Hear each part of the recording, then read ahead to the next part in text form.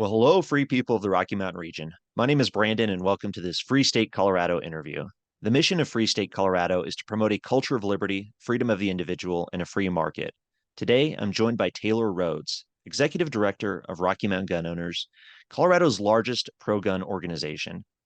Rocky Mountain Gun Owners is currently involved with several lawsuits in defense of Coloradans' right to keep and bear arms. Well, Taylor, I hope you are well, and thank you for joining me today. Yeah, always a pleasure to come on. Well, Taylor, this year, as most people know, the Colorado Legislature and Governor Polis passed the worst anti-gun laws in a decade. One of these bills, Senate Bill 23-169, increasing minimum age to purchase firearms, which goes into effect on Monday, August 7th. Well, this new law prohibits anyone in Colorado who is under the age of 21 from purchasing a firearm. When this law was passed, Rocky Mountain gun owners sued the state to stop this unconstitutional attack on the rights of young adults. What is the status of this lawsuit? Right. So when we kind of paraded around the state for during the legislative session and frankly promised our members that we would sue over this was one of the most important bills that we targeted to sue over. And the lawsuit is active.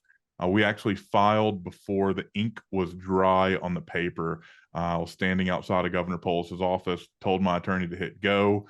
The law hadn't been signed for 40 seconds before the lawsuit was filed. So today we are sitting in kind of a limbo period. So on June 7th, we filed for a preliminary injunction, meaning we want to stop this law from going into effect. We thought that would give the courts enough time to rule, giving them almost 2 months to rule on a preliminary injunction. We have not heard back from the courts on that injunction. So as of today, I am instructing my attorneys to file a temporary restraining order, which you may remember we used that in Superior and Boulder and in Louisville successfully. So we're very, very confident in a TRO order being granted to us to give relief to our members that are between the ages of 18 and 21. Oh, that's awesome. Really glad to hear that. Is it unusual for it to take this long? I mean, for it to take 2 months to hear back from the courts? So I'm not an attorney and I don't play one on TV. However, we all know that the court system is abysmally slow. So I want to say from the conversations that I have had with our legal staff, this is longer than we expected, especially on a law that the courts knew was going into effect on August the 7th. So we had fully anticipated that they would rule before the law went into effect, but they have not done so. So with that temporary restraining order, we are going to inevitably, force the court's hand to rule one way or another. And based on precedent we have around the country, we have a very good chance of that TRO being granted. Awesome. So I'm really excited to hear that. That's great news. Nice to see that you're being proactive. You're fighting this and trying to stop it from being implemented here coming up soon. So when a TRO is filed, when you do that, how long does that process take? So traditionally, a TRO takes about 7 days. Sometimes it could be less. Like in our Superior case, I think it was 4 days that we got relief on our Superior case. In other instances, it's been as much as about 2 weeks. So in theory, while they're supposed to do it within 7, 2 weeks is about the timeline that we can expect or that we hope to be under. But ideally, it's ruled. I mean, heck, we could file this today and it be ruled on, as early as tomorrow or Monday morning, is the ideal situation. So we are doing everything in our power to support our members. Our members ask us to do this, and we're following through on those promises that frankly have not been kept by other gun rights organizations. That is quite sad to see. Yeah, and we're lucky to have Rocky Mountain gun owners here in Colorado, somebody who's not afraid, who has a backbone, who's completely consistent in terms of defending the rights of all gun owners across our state. So Right. encourage everybody to become a member. I'm a member and happy to be a member and happy to see this organization out there fighting for us. Right. Yeah, we need you in the fight. I was joking with you earlier that I've kind of become a glorified fundraiser.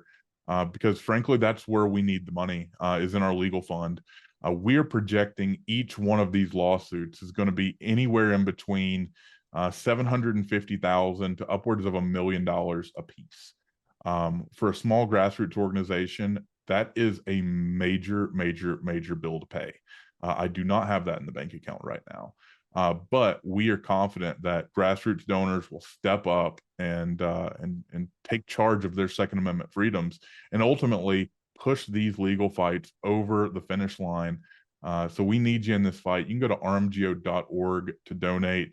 On the slider there, when you first get there, it'll give a legal fund a prompt. If you give to that legal fund, it is earmarked for our legal defense. If you give in any of the others, it might help pay for the light bill and things like that, which we do need you to do as well.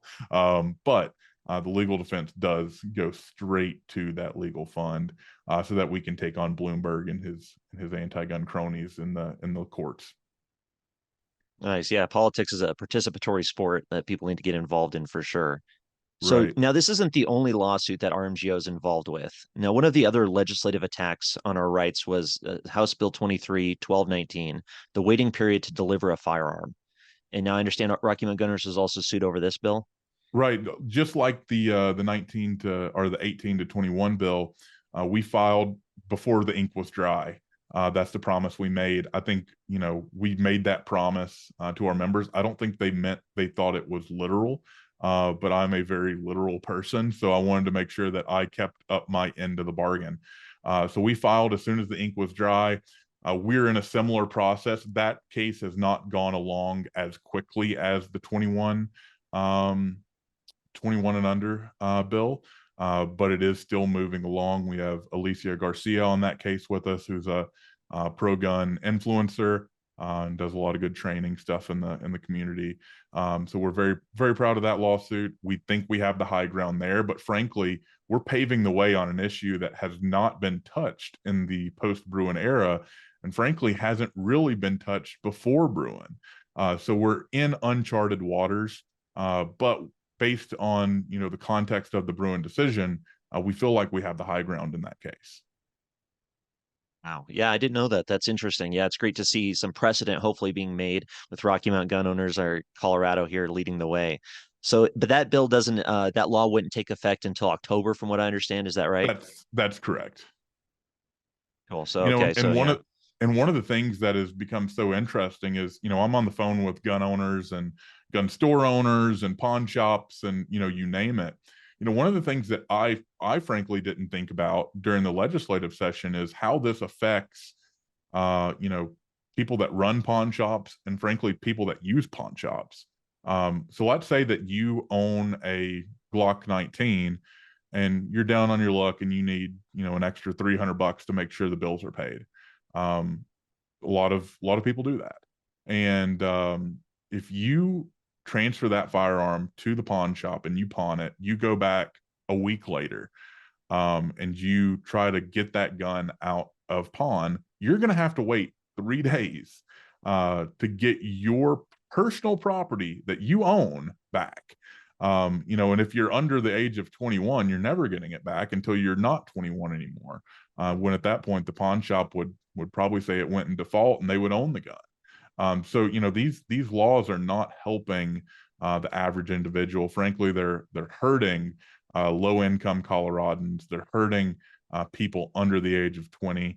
It's really a shame what the legislature has done with and what I would hope are unintended consequences. But frankly, I believe that they're very intended. I believe that if they could disarm every Coloradan, they would. Well, I'm glad you brought that up. That's something I've been thinking about for a long time now, is how these gun control laws, these anti-gun measures really disproportionately affect low-income people in our state. Think of some 18-year-old and maybe they're living in an unsafe part of town because that's the only place they can afford. They Right, can afford to live in some gated community somewhere or some locked high-rise apartment building that costs $1 million a month or whatever. right. They're out there just getting by, and to say that they can't have the legal means to defend themselves is shameful, really. Right, it really is. So, we're fighting for our members. We have members that, frankly, give the bare minimum, and that's okay. We want them involved. We want those people in on that fight. And we're fighting for. Do you give 25 cents or $25 million? I'm going to fight for you equally, and we need you in this fight, and we can't do it without you. Right. Well, one other lawsuit I'd like to talk about is what's going on in Superior. It's the last time we talked. People can watch that video. But in July, you were deposed by Bloomberg's attorneys over your lawsuit against Superior's gun bans. What was that like? Wow. It was the first time I've done anything like that. And when I went into it, I mean, frankly, I was a little nervous. I had no idea what the heck they were going to ask. And 15 minutes in, I realized they had nothing, right? They were asking me stuff that was not even relevant to the case. They were going after standing rather than the merits. So they were talking about, what, how many members we had, how many, why the landing pages or, join pages looked the way they did, things that had nothing to do with the case at all, but they believed they did. So, I left, started a little nervous, but I left more confident than ever. They did several hours of deposition, and frankly, we know that they're just collecting a check from Daddy Bloomberg, and they have no hope to win that case. There's no way a weapons ban is going to stand. Well, good. That's good news to hear. Pretty interesting, I imagine, being in that room. Absolutely. It was quite interesting. It was the first time that I'd gone face to face with a Bloomberg funded attorney, and that's what they're using. I mean, we've got to remember, we are suing the state, and we are suing individual municipalities. But it is not the state or the municipal attorneys that we are going up after. Bloomberg is literally sending his people in and fighting this on behalf of the state, on behalf of these cities and counties, and he's footing the bill. So our estimate is that just to depose me, they spent about $30,000, which is absolutely insane. They had a team of, I believe, 7 attorneys in there. They were probably billing at $1,500 an hour, and they had the highest end court software. They had a videographer, the highest end court reporter they could have gotten. I mean, it was a full-fledged process that they had, and they're spending like they're Congress, right? And it was very interesting to see that they are doing everything to make sure that you are disarmed, or the listener is disarmed, and they're spending millions and millions and millions of dollars in doing so.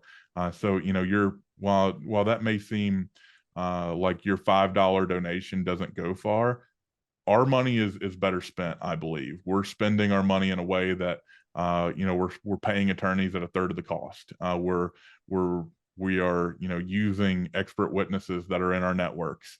So we're very proud of the way we're doing this. So ultimately, I'm a steward of our donors' money. So I want to get the most bang for our buck, and I believe we're doing that right now in our cases.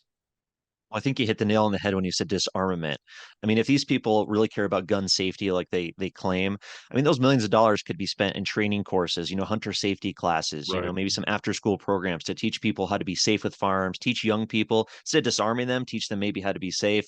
Those kind of policies could be done instead of spending millions of dollars to disarm people. And that shows the Right. real agenda behind this. And it is to take our guns away. And they're not going to stop unless we have people like Rocky Mountain gun owners and the people of Colorado who are going to stand up and stop them. Right. Yeah, that's absolutely right. And you keep saying Rocky Mountain gun owners, and I appreciate the shout out, because ultimately we're just the organizing group. If Rocky Mountain gun owners is nothing without our members. If we had 0 members, Rocky Mountain gun owners would cease to exist. So it's important that you not only contribute to that legal fund, but join as a member, and get in the fight with us, and know what's happening. Read the emails, as spammy as they even come off at times. Read the emails. It's not just a pitch for more money. A lot of the times there's really important information in there that could affect you, that the state is doing, or frankly that we are doing to fight back. That maybe we just got to win, or maybe we're dealt a loss. So how those things are important, and we're constant on emailing and now even texting our members to make sure that they are informed and they have the tools necessary to fight back. Definitely. And, as bad as 2023 was, we've got 2024 legislative sessions months away. Right. Unfortunately, those anti-gun legislators are going to be back in office. But fortunately, we do have the 2024 elections coming up, and hopefully a lot of those anti-gunners can get kicked out. So I look forward to hearing what Rocky Mountain Gun Owners is going to be involved in going forward. Thank you so much, Taylor, for all your work and for your time today. Yeah, thanks so much for having me. It's always a pleasure to chat with you. Perfect. We'll take care. Thanks.